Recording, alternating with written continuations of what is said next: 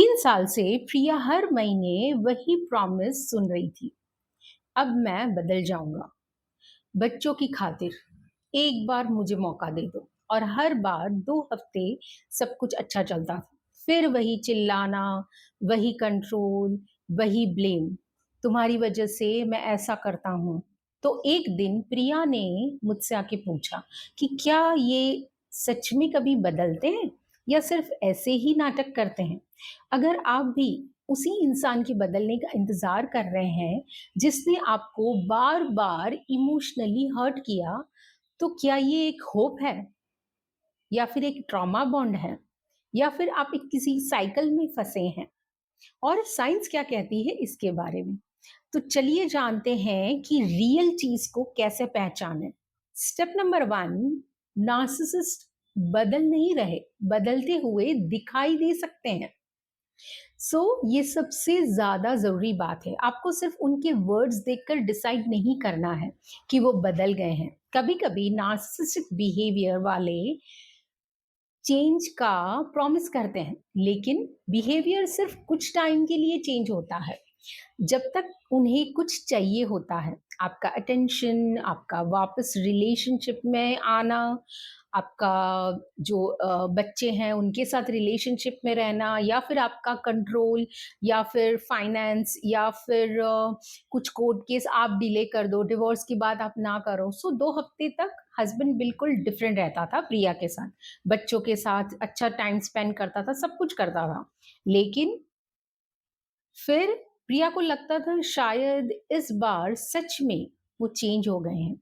लेकिन जैसे ही situation normal होती है, फिर वही चीखना चिल्लाना, वही ब्लेम, वही कंट्रोल, वही इमोशनल प्रेशर।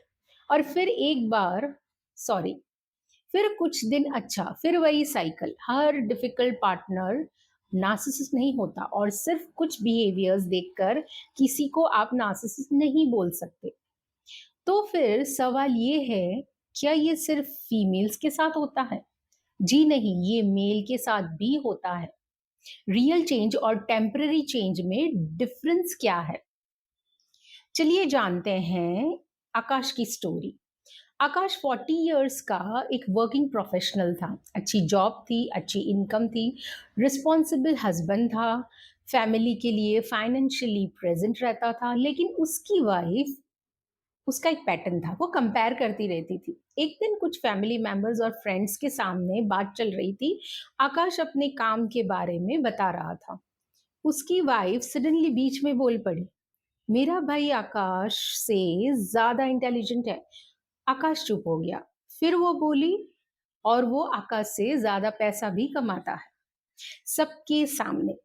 अब आकाश ने स्माइल करने की कोशिश की, लेकिन अंदर से उसे बहुत बुरा लगा था। बाद में उसने अपनी वाइफ से कहा, तुम्हें अगर मेरे काम से प्रॉब्लम है तो प्राइवेटली बात कर सकती हो, सबके सामने आपके भाई के साथ कंपेयर क्यों करती हो। वाइफ ने बोला, अरे ऐसा मैंने क्या बोल दिया, सच्ची तो बोला है।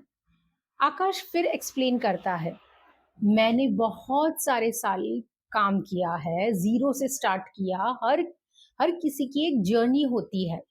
लेकिन धीरे धीरे आकाश एक ट्रैप में चला गया। वो अपनी वर्थ प्रूव कर रहा था। मैं इंटेलिजेंट हूं, ये मुझे प्रूव करना है। मैं सक्सेसफुल हूं, ये मुझे प्रूव करना है। और मेरी इनकम इनफ है, ये भी प्रूव करना है।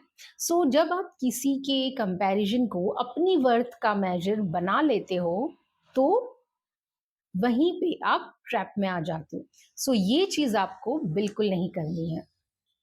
स्टेप नंबर 2, साइंस क्या कहती है इसके बारे में।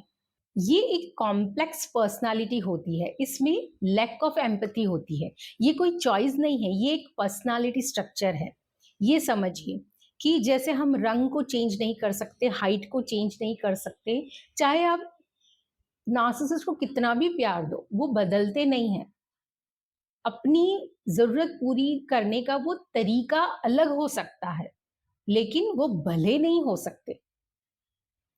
नार्सिसिस्ट को चेंज करना आपकी रिस्पॉन्सिबिलिटी नहीं है।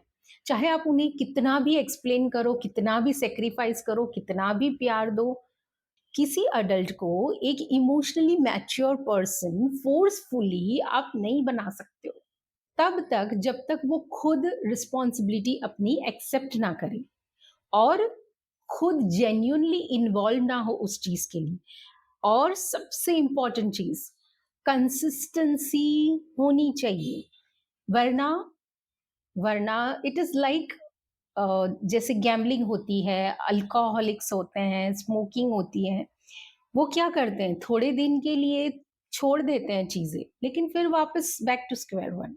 चाहे उनकी हेल्थ कितनी ही खराब हो रही हो या चाहे उसकी वजह से वो फाइनेंशियली ड्रेन हो रहे हो, लेकिन फिर भी वो वापस आ जाते हैं। So it happens in the same way. So consistency maintain करना बहुत जरूरी है, और ये तभी हो सकता है जब सामने वाला जेन्यूनली इंटरेस्टेड हो, वरना it is really very difficult. So Priya भी अपने आप को एक्सप्लेन करती रहती थी, प्रूव करती रहती थी, 30 मिनट्स तक समझाती रहती थी कि मेरी वैल्यू क्या है, लेकिन वो चीज काम नहीं करती थी। तो फिर सवाल ये है कि अगर आप उन्हें चेंज नहीं कर सकते तो आप क्या कर सकते हैं।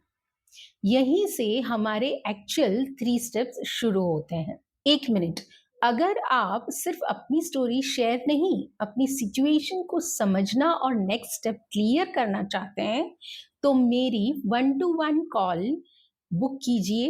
इस कॉल में हम देखेंगे आप इमोशनली स्टक क्यों हैं, कौन सा रिलेशनशिप पैटर्न आपको होल्ड कर रहा है, ये आपकी वर्क और पर्सनल लाइफ को कैसे अफेक्ट कर रहा है, और अब आपको प्रैक्टिकली क्या करना चाहिए।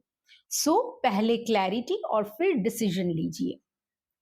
चलिए जानते हैं स्टेप नंबर 3।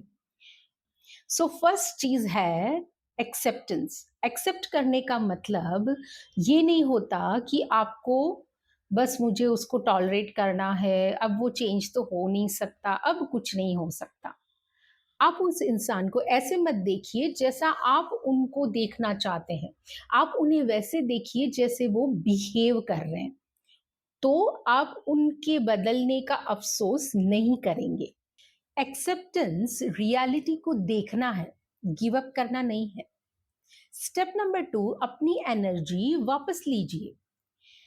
अब अपनी एनर्जी वापस कैसे लेनी है, सोचिए आप एक दिन कितना काम करते हैं, पूरा एक दिन इसी चीज में लगाते हैं कि उन्होंने ऐसा क्यों बोला, उनका मूड क्यों बदल गया, मैं क्या बोलूं जिससे वो गुस्सा ना करे, मैं क्या करूं कि वो मुझे अप्रिशिएट करना शुरू कर दे, मैं कैसे प्रूव करूं कि मैं गलत नहीं हूं। आपका ब्रेन रिलेशनशिप को सॉल्व करने में लगा हुआ है और आपकी एक्चुअल लाइफ वेट कर रही है। आपकी वर्क परफॉर्मेंस, आपकी हेल्थ, आपकी स्लीप, आपके जो दूसरे रिलेशनशिप है, आपकी हॉबीज, आपका कॉन्फिडेंस, ये सब चीजें आपको चाहिए उस एनर्जी जो आप डाल रहे हैं उनको चेंज करने में। तो आप अपनी एनर्जी वापस लीजिए। वो एनर्जी जो आप वो उनको बदलने में लगा रहे हैं वो खुद पे लगाइए। और सबसे बड़ा प्रोजेक्ट आप खुद हैं आपके लिए। स्टेप नंबर 3, बाउंड्री क्रिएट करें। बाउंड्री क्रिएट करने का मतलब है अगर आप मेरे साथ इस तरह से बिहेव करेंगे तो मैं क्या कर सकता हूँ या कर सकती हूँ। अगर प्रिया से डिसरिस्पेक्टफुल टोन में बात होती है तो वो कह सकती है, इस टोन में मैं कॉन्वर्जेशन कंटिन्यू नहीं करूंगी। जब आप आराम से जवाब देते हो तो वो ज्यादा पावरफुल होता है। आकाश के सामने अगर फिर कंपैरिजन होती है, आपको मेरे काम के बारे में ओपिनियन रखने का पूरा हक है। ये आप उसी वक्त बोल दे जैसे ही उन्होंने टोका आपको या फिर कंपेयर किया किसी और के साथ।